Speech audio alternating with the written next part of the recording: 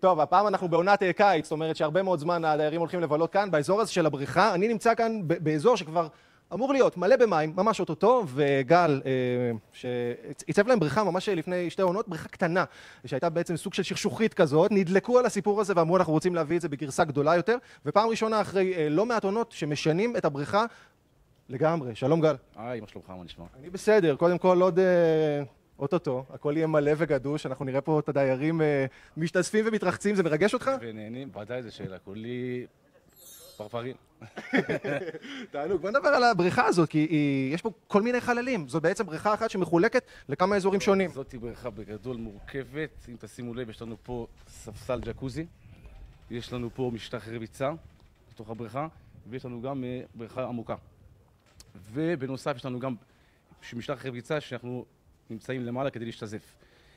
מדרגות תקניות, בגדול בריכת גלישה היקפית, שטח סינון של 100% מים. זה נראה לי הניצול של השטח הכי טוב שיכול להיות, כי אנחנו מדברים על אזור שלקחת וחילקת אותו לכמה אגפים שונים, שזה משהו שהוא נפוץ? או שזו באמת בקשה של האח? זו בריכה בצורה שהם ביקשו. יש לנו גם דרך רגל, שאפשר להניח את כמובן את היד, לשבת ולדבר כמו שהדיירים תמיד עושים. קפיצות, שחיות, יש לנו בתוך הבריכה גם מצלמה שהיא רואה גם את העמוקים וגם את הרדודים. חכה רגע, יכול להיות שזה באח הגדול, מתקשר אליך בדיוק, רוצה לעשות שינויים אחרונים, אי אפשר לדעת שזה אח הגדול? היי, מה שלומך אח? מה נשמע? כן, אנחנו בדיוק ברגע זה עכשיו, ממלאים מים. ודאי, ודאי. הקפיצה הראשונה זה אתה אח, שיהיה לך כל טוב. הנה, ממש עדכון, מהרגע האחרון.